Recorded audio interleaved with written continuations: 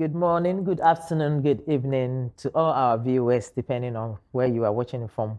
We welcome you to Matters of Life. My name is Mrs. Mary Linda Tediku. I am your host for today.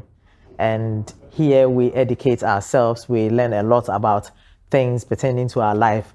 And so I believe you find somewhere to sit properly and listen to. And today our topic is so interesting.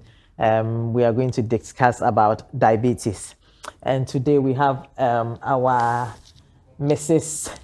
Erama Kwatin, who is also a colleague minister in Church of Pentecost, COP, Coventry District. Mommy, you are welcome to the program. Thank you. So before we go on, I will just give an opportunity for our mommy to introduce herself. To tell us what she does before we move on with the program, please. Thank you so much, Mommy, and thank you for the opportunity you've given me to come and share the little that we know and to help to impact other people so that they are more aware of their health. And I've been a nurse for over 10 years. Wow. I now specialize in diabetes, particularly type 2. So I'm currently working in a hospital in the Midlands. That's what I do. Thank you so much, Mommy, for telling us what you do.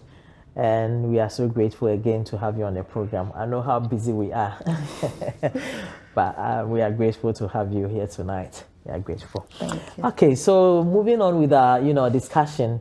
Today we're discussing about diabetes, and I want to ask, what is diabetes? What is at all is diabetes, and how does it affect the body? Please. Okay, so thank you, Mommy. Diabetes is a chronic condition. It's a long-term condition that affects the way that the body controls sugar levels. Right. Yeah. So diabetes is the body's inability to control the amount of sugar that we have in our body. We have an organ in our body called the pancreas. And when there is a defect or when the pancreas is not working properly, then that leads us to having what we call diabetes. Okay. Yeah. Thank you so much for that. Thank you so much for that. Okay, so I want to know, what are the different type of diabetes? I know we have type 1, type 2, and gestures, or, can you explain it a bit for us, please? Okay, so there are vast majority number of diabetes now, because now research is going on and we are now discovering more and more diabetes. Wow. But now, the main ones that are out there is type 1. So mainly type 1 is seen in the young people. So with type 1, it means that the body or the pancreas, it doesn't produce insulin at all. Yeah? And you see, I said that insulin is what controls our sugar levels for us. So type 1s, they don't tend to produce insulin. And which means that they'll go on straight away to having insulin injections. Okay. Okay? And mainly type 1s, when you see them, they are very, very thin in weight. They're very, very thin. But now, you do see some type 1s who are a bit, on the bigger side as well. So type 1 is mainly from the young population, the young children as well. And then we've got type 2. Type 2 is mainly environmental factors that predispositions you to type 2. Also, if there is family history of diabetes, you are more likely to get type 2 diabetes as well. And with type 2 diabetics, it's on the later stages of life, and their pancreas is producing insulin. But the difference is that maybe the insulin is not working effectively, or it's not enough to control the sugar levels. And type 2s, they are a bit, they are not as slim as the type 1s. Yeah. There is also gestational diabetes, which you've mentioned, and that is mainly seen in pregnant women. So during pregnancy, you can develop gestational diabetes. And this can resolve after Delivering birth. or giving birth. However, some people may tend to go on to develop full-blown diabetes even Okay. after delivery as Wow. well. Okay. Thank you so much for that. And I want to ask, what are the symptoms? If someone has diabetes, how would the person, what are some of the symptoms that, diabetes patient have? Or to tell you that, oh, these symptoms mean I have diabetes or something. How can, one? Okay, so some of the symptoms that might present in diabetic patients is weight loss. Okay. Yeah, so it's unintentional weight loss. Okay. And there is also, like, you might feel thirsty. You will be drinking quite a lot. Right. Regularly drinking. And then you also be urinating a lot. Yeah, so maybe you didn't used to get up in the middle of the night often to go and urinate, but now you are urinating quite a lot during the night as well. You might feel tired, even skin changes. You might get a lot of spots and things in your face as well. Okay. So these are some of the little things that, your doctor might ask you about, and then we'll put 2 and 2 together and say that, you've got diabetes. Diabetes, okay. Thank you so much. So apart from the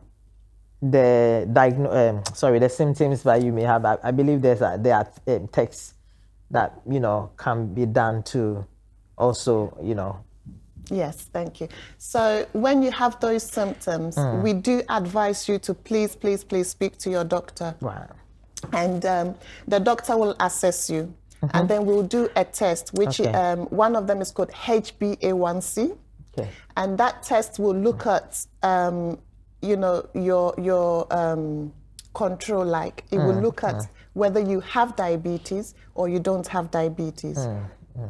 Okay, thank you. So I think you've answered my next question, because I was going to ask how is it diagnosed, but I think you've, or if you want to throw more light about, how the diabetes is diagnosed by maybe doctors or healthcare professionals. Yeah. So as I've mentioned, it's a series of tests that we do. So we'll do a test called HbA1c, and we'll find out whether you've got diabetes or you don't have diabetes.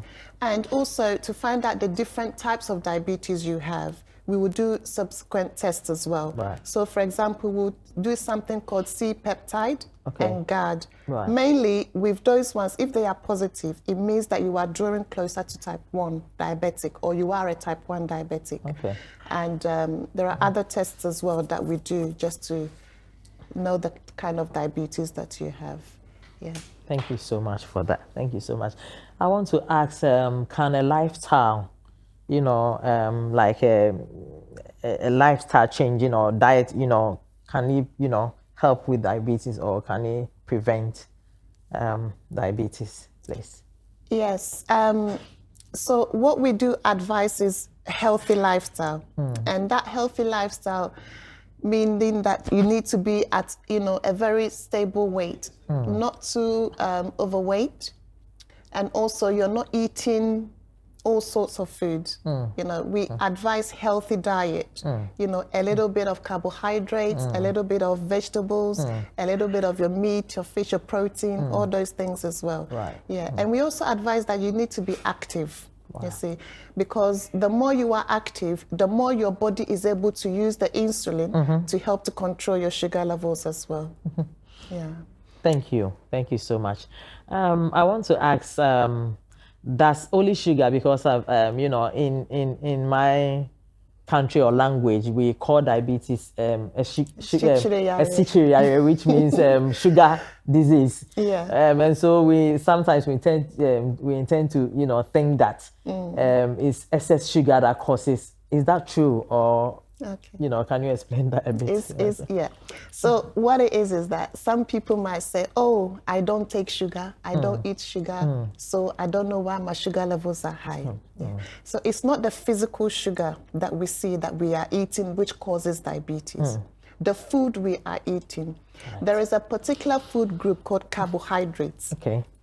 So that could be your rice, your pasta, with benku, with fufu, you know, and your yam. Yeah. Those things, they are carbohydrates. Wow. Yeah.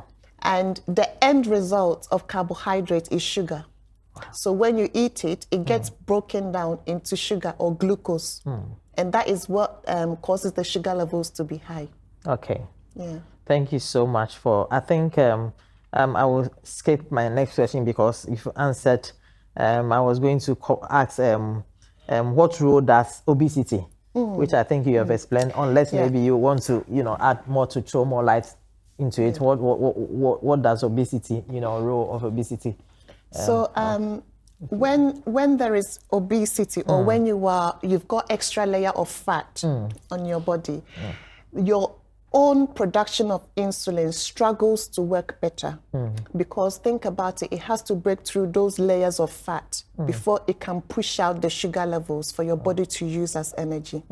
So when you are obese, it means that your insulin needs to work harder to be able to help control your sugar levels. Wow. Yeah. Thank you so much, Mami, for that. Yeah. Can stress or certain illness trigger diabetes? Yes.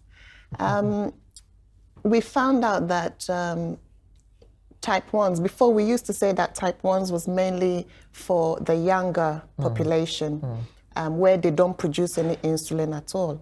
But now we've realized that even some older patients are developing type 1s. Okay. And this could be as a result of what you said, stress or illness, other illness, autoimmune conditions.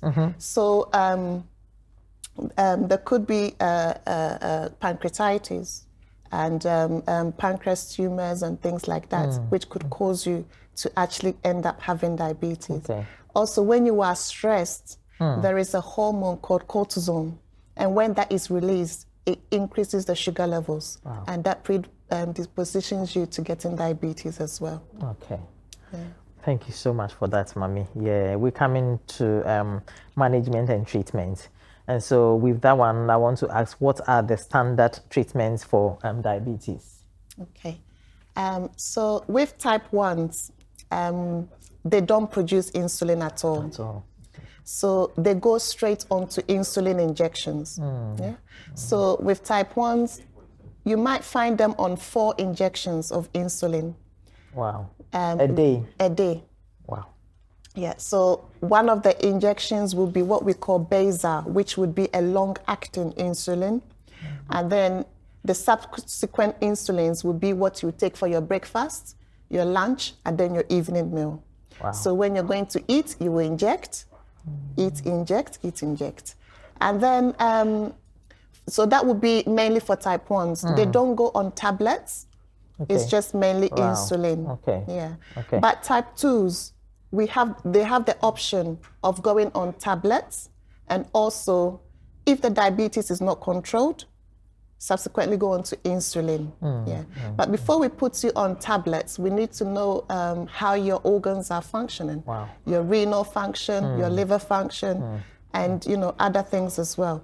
So when we look at that, we will start you on tablet. Okay. The most common one is the type 1. Type 2. Oh, type 2, okay. Type 2. Type 1s, they don't have any tablets. It's just straight to insulin. Okay. Type 2, we give dietary advice at first. Okay. If it doesn't help, we move on to the tablets. Okay. Yeah. And one of the most common tablets is metformin that we'll put you on, depending on your renal function and things like that.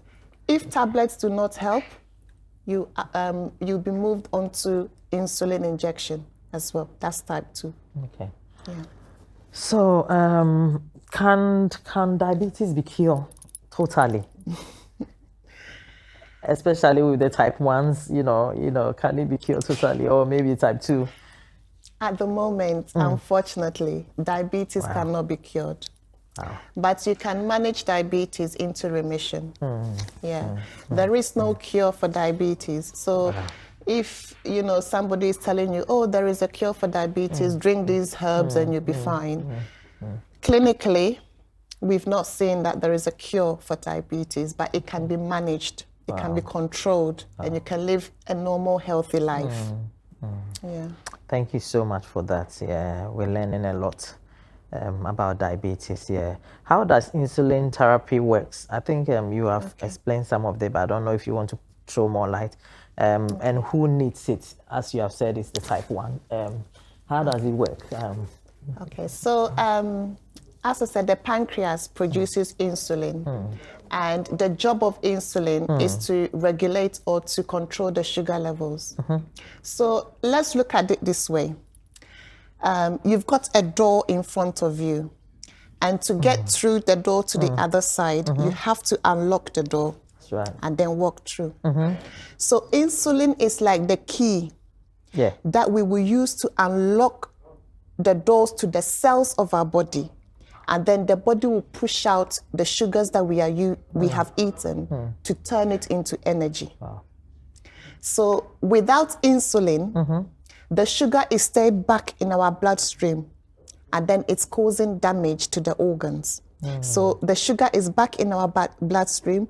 We are not able to use it as energy, and it stayed back in the bloodstream, damaging the organs.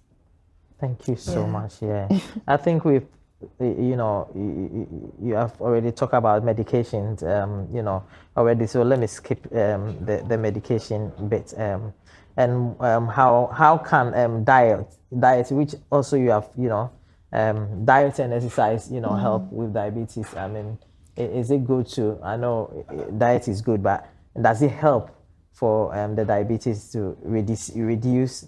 As we have heard, it cannot be cured, but at least to reduce it to a certain level.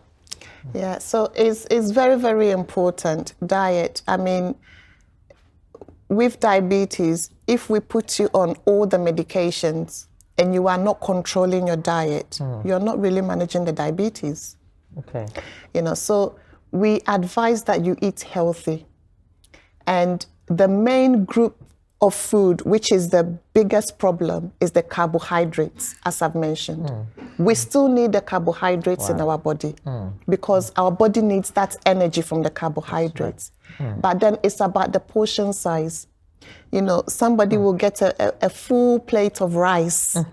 I mean, I like rice, but the portion size of the rice, is very, very important, because the more of that rice you eat, the higher your sugar levels will be, you see. So, but we still need it.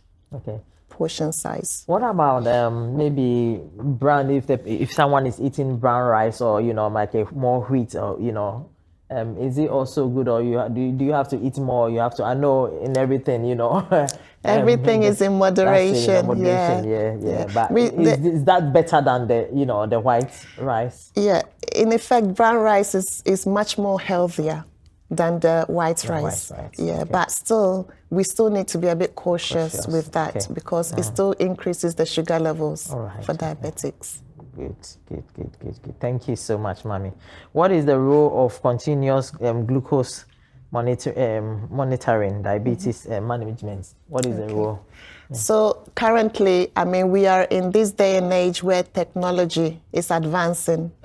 And, before we used to monitor our sugar levels with what we call a glucometer, which is where you will prick your finger, take the blood, and then it will give you a number on the screen of what your sugar levels are. But now we have technologies, which is what you said, continuous blood glucose monitoring systems.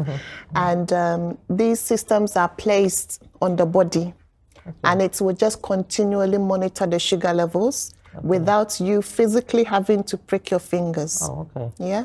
So sometimes you have the monitor on your arm.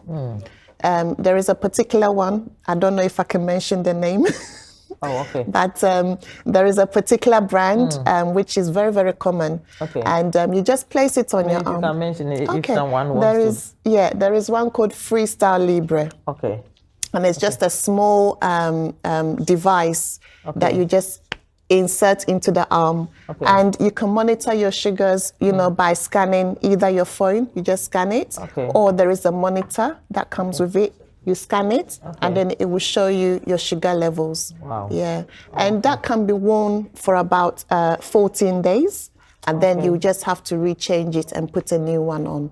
So technology has advanced. Wow. And particularly with the type 1 patients, these devices are so crucial to them because these devices, we can also link them to like an insulin pump, which is a device that continually delivers insulin for the type 1 patients without them having to inject themselves every time. Okay. Yeah. Okay, so the device you are talking about, is it does it have to be prescribed by a doctor, or is something that you can buy it off the counter out there, you know, yourself and yeah. You can buy them. Okay. It's quite expensive, but yes, you can buy it. But with those who are diabetics, it can be prescribed for them if they meet criteria. So they can get it on repeat prescription if they meet criteria. Right. Okay. Yeah. So you can buy it yourself. Thank you for that, Mami. What are the potential side effects of diabetes medication? Okay. So we've got a vast range of diabetes medications out there, from tablets to injectables. Okay. So with the tablets, like let's say a tablet like gliclazide, one of the side effects of gliclazide is weight gain. Okay. Yeah. You can also get what we call hypoglycemia, which is when it drops your sugar levels really, really low. Yeah.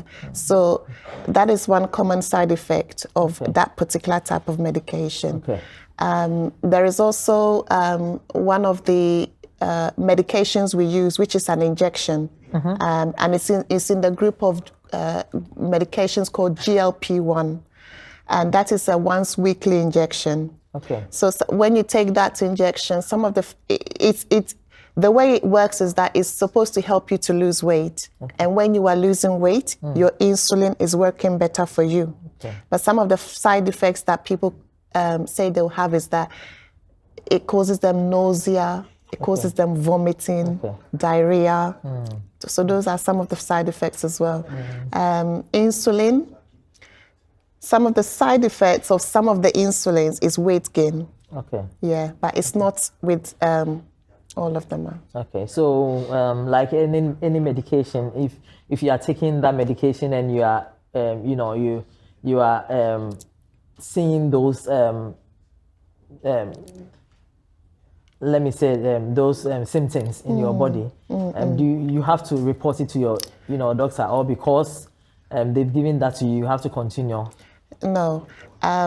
You need to report it to your doctor, especially as I mentioned with one of the medications, gliclazide, which is likely to cause hypo, which is low sugar levels, which is quite a concern. So things like that, you definitely need to report to your doctor or your healthcare professional. And also insulin as well causes hypoglycemia.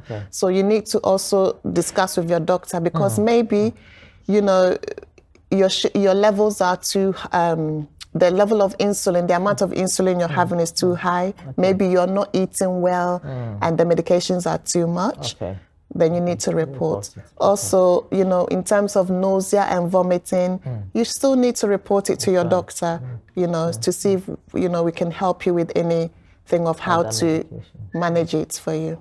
Okay, thank you so much for that, Mami. Let's come to complications and prevention. What are the common complications associated with diabetes? Okay, so diabetes, some of the common complications is things like renal failure. Let me give you this picture.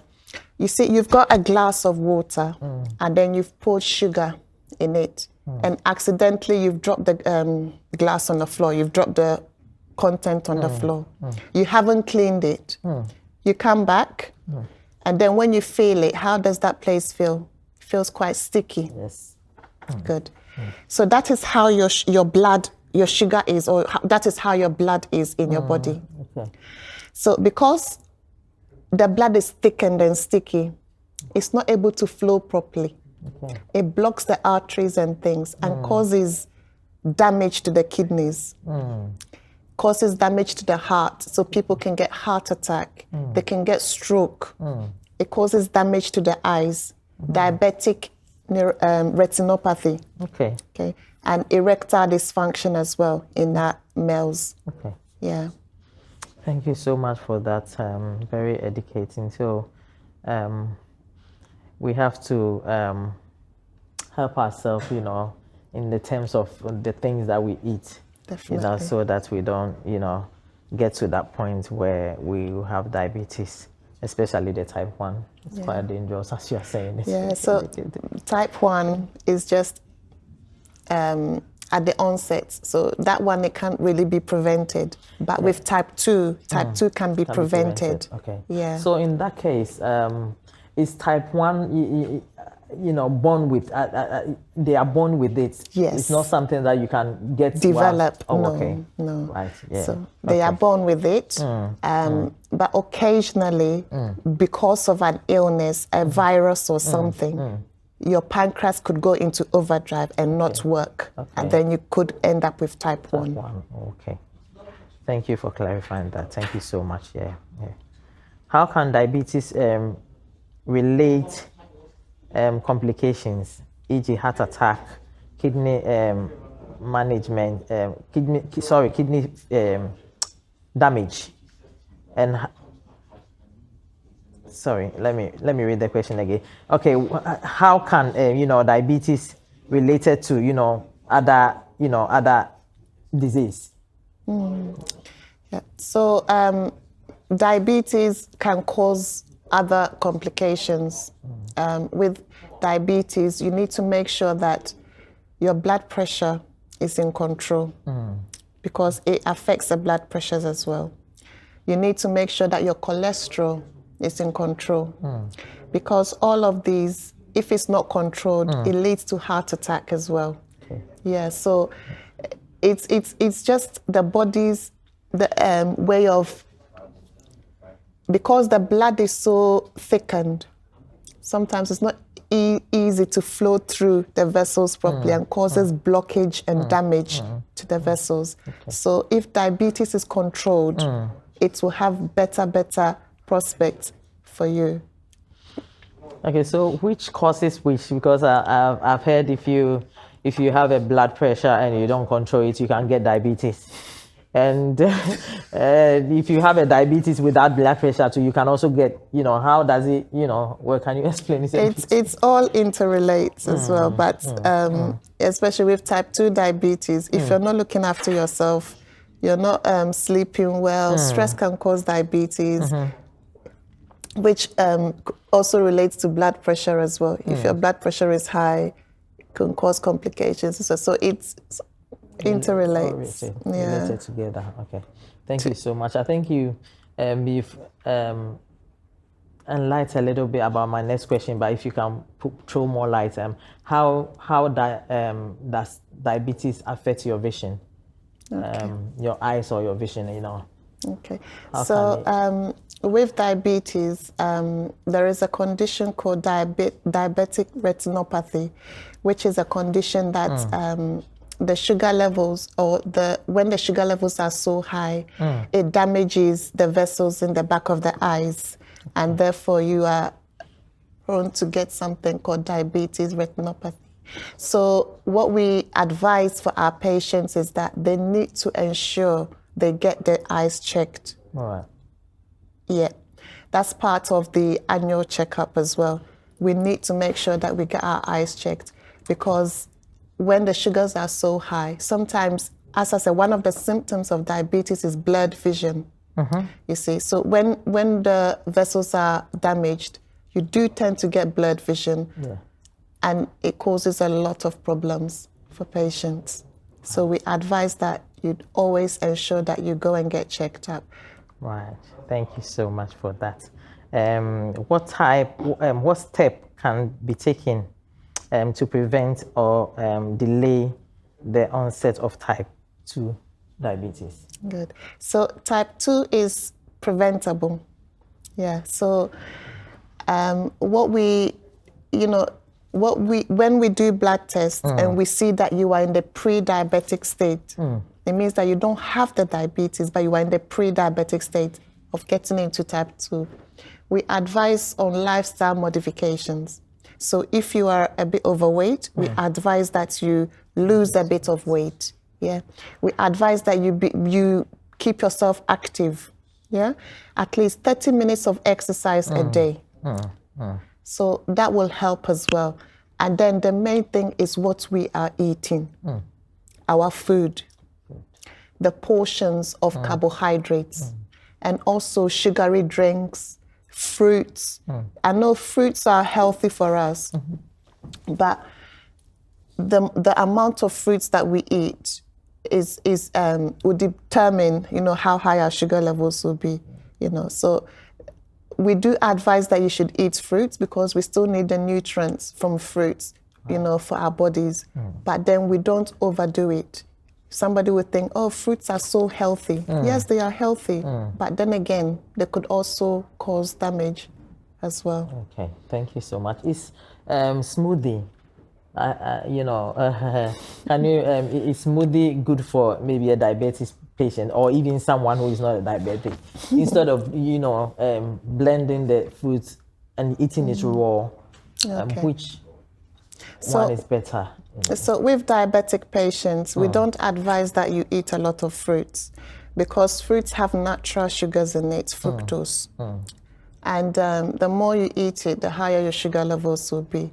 So at least 3 portions of fruit a day is fine, but don't overdo it. Right. We still need the nutrients from the fruit. And as you mentioned about smoothies, when you're doing when you're making smoothie, you're putting a bit of apple, a bit of banana, a bit of this, a bit of this, a bit. So you're adding quite a lot of fruit, which is causing which will cause the sugars to go up. And also when you are blending it, the nutrients there, is you're losing a bit of the nutrients when you're blending it, as to when you're eating it rawly.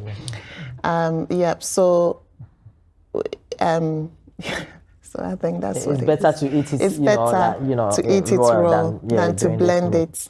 Thank you so much for that. Thank you so much. Yeah. Now coming to living with diabetes, how can one with diabetes manage their condition on a daily basis? Okay. So what I always tell my patients is that if you have type 2 diabetes, you not even just type 2, but if you have particularly type 2 diabetes, there are 3 things that you need to do. That's right. To control the diabetes. You can't do 2 of them and leave out 1. And that is eating healthy, your diet. Diet is very important. Taking your medications as is being prescribed, and then being active. So you cannot just say, okay, I'm going to diet, I'm going to eat healthy, and I'm not going to take my medications. That's not going to work because the medications work differently. Some of the medications, it helps to sensitize your own insulin production to work better. Some of the medications, it helps you to lose weight so that your insulin can work better. So these medications have different ways of working as well. Some of the medications like SGLT2, they're in a group of SGLT2. When you take that medication, you urinate a lot. But when you're urinating out the sugar, and it's also helping with your organs as well, like your kidneys and everything as well. So when even people with heart failure, you see them on these kind of medications, which would also help them. So you need to ensure that you eating healthy, you are taking the medications prescribed to you, and then you are being active. Yeah, because you can't do one and leave the other. Wow. Thank you so much for that. Thank you so much. Yeah, my next question is, how does diabetes affect a mental health, and what resources are there or available to support? Yeah. So diabetes is a chronic, a long-term condition, and it really, really impacts our mental health. For example, you have to be always checking your sugar levels.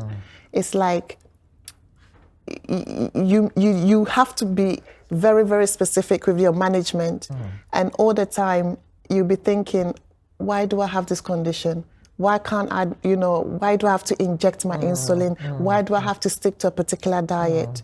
All of this has an effect on our mental well-being, especially, let's say, for a child, having to inject themselves so many times in a day. For an adult, having to inject themselves so many times in a day and not being able to eat certain foods or not being able to partake in certain activities because of the fear of hypo and all those things. So it has a very, very bad effect on the mental health.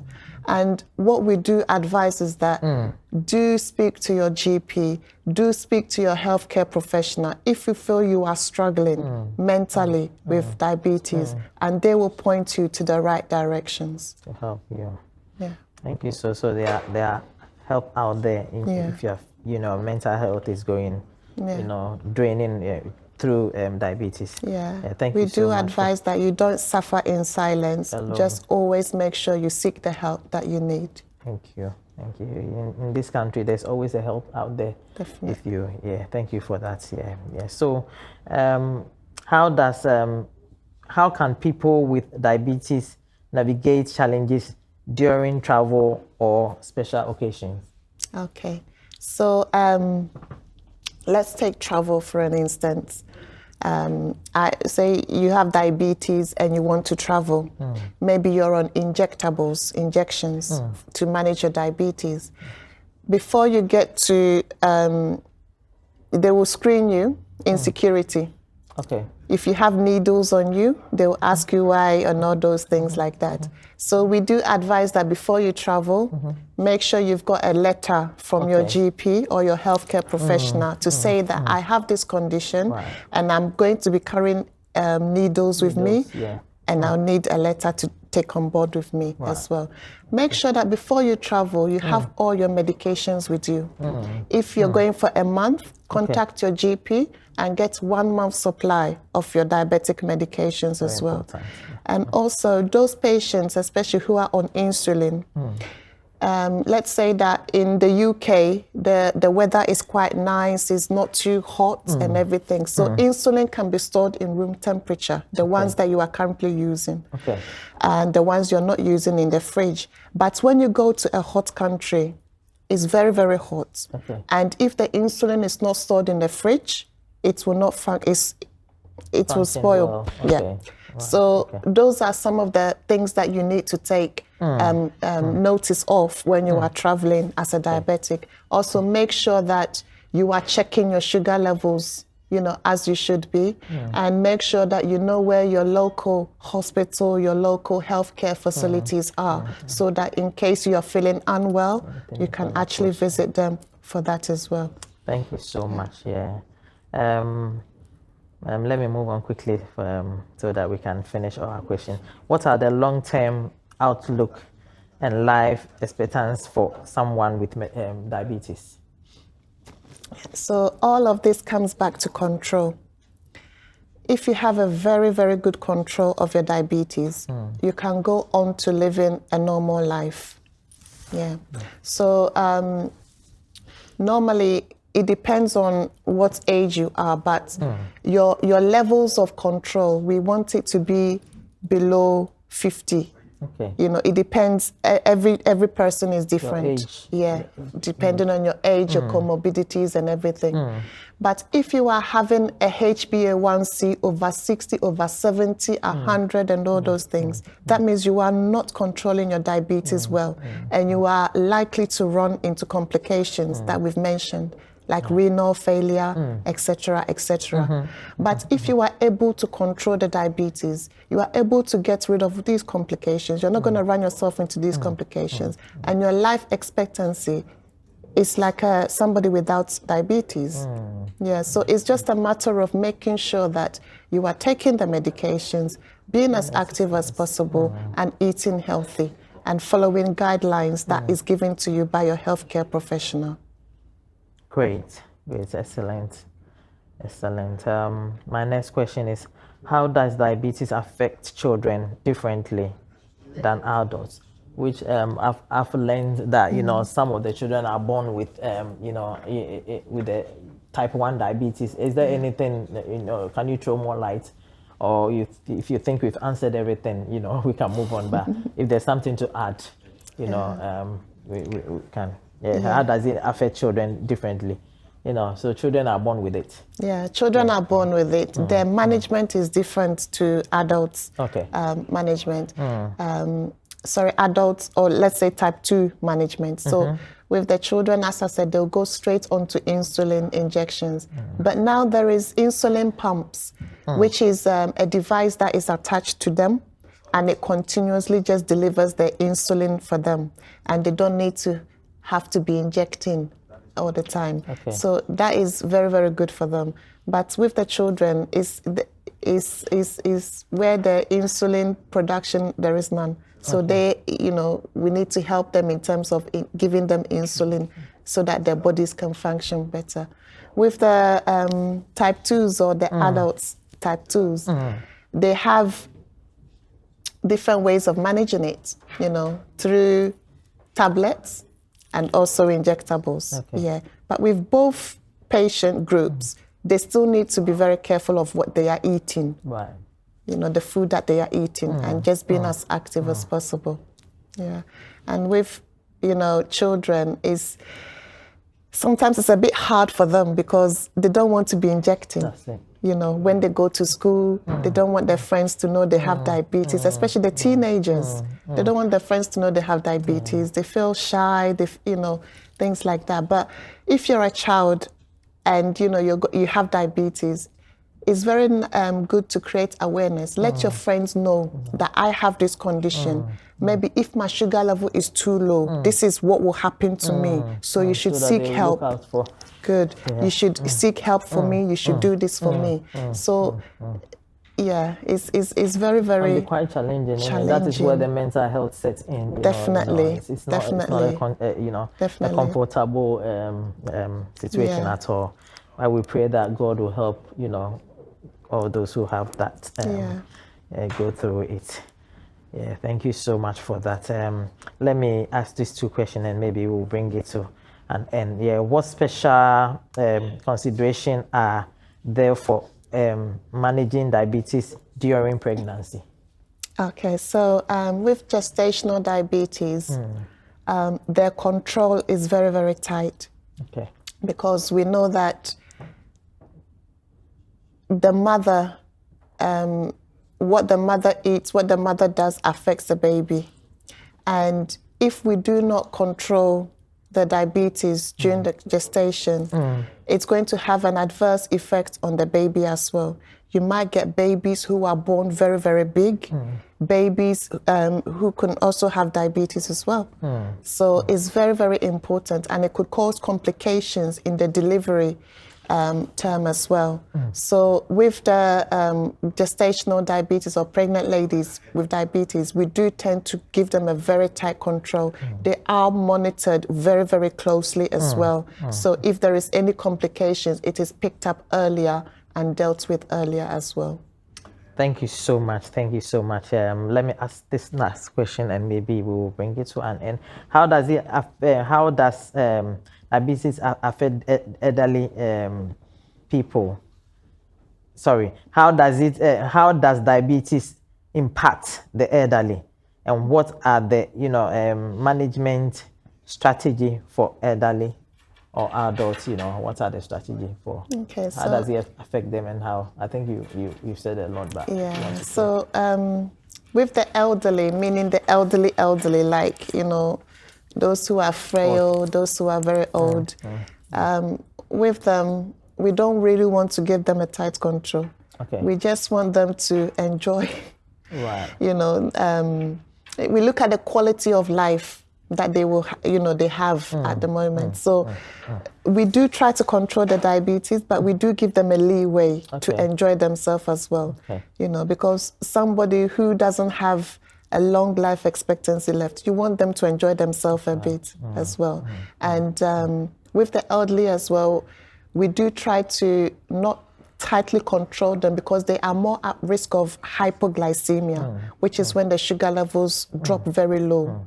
Because with elderly, sometimes they don't feel like eating, they don't feel like, so many of these factors could cause them to have hypoglycemia, which means that we don't really tend to give them a tight control for their diabetes. We want them to enjoy themselves. Life because they are going to go anyway, So but you don't restrict them too much. We don't want the complications of very high sugars and then very low sugars. Okay. So we just try to keep them in that nice bubble where they have the flexibility to be, enjoy themselves. Thank you so much, Mommy. Thank you. I think our time is fast spent, and at this time I will give you the opportunity, maybe 1 or 2 minutes, if there's anything I did not ask and you want to address the public, or anything in your heart you want to address the public, so that we can take care more of ourselves, so that we don't get to this point. Yeah, so thank you so much for giving me this opportunity to share with you a little knowledge about diabetes. As we know that diabetes is a chronic condition, and we need to make sure that we don't get into that state, especially the type 2s, we don't get into that state of developing diabetes. Even if we do have it, we need to try and make sure that we manage it well. Otherwise, we will get ourselves into so many complications that would effectively, not be good for us and our life expectancy as well. If you have diabetes and you are struggling with your mental health or any other thing, please do speak out. Do get some help from, your healthcare professionals as well. And one thing that I will stress on is the way we eat, the foods we are eating. These are the things that, will affect us in terms of diabetes management. And with everything, we pray that God will give us the knowledge, the strength to manage our conditions better. Also, if you need more information about diabetes management, you can go online to Diabetes UK, and there is a vast majority of information that will guide you into managing your condition. Thank you. Thank you so much, Mommy. Thank you so much. We've learned a lot. You've enlightened us a bit, a lot tonight, and we've learned a lot about diabetes, and I believe we are going to do well to, protect ourselves and, eat well, exercise, so that we don't get into, the stage of diabetes. God bless you so much for coming. We are so grateful to have you tonight on the program. God bless you so much. Thank you so much for having me. Thank you. Thank you. Okay, viewers, this is how far we can, bring our program, and we want to thank you all for watching. If you have been blessed by the program, please subscribe, comment, and like and share, so that others will be blessed with the program as well. Thank you so much for watching, and see you on our next episode. We want to thank our media guys who are helping us. They are doing a great job. We want to say God bless you all, media guys, and we are so grateful, oh Lord, for how far God have brought us. We thank you so much, and we will see you on our next episode. Once again, my name is Mrs. Mary Linda Tediku, who is your host for tonight. God bless you, and see you on our next episode.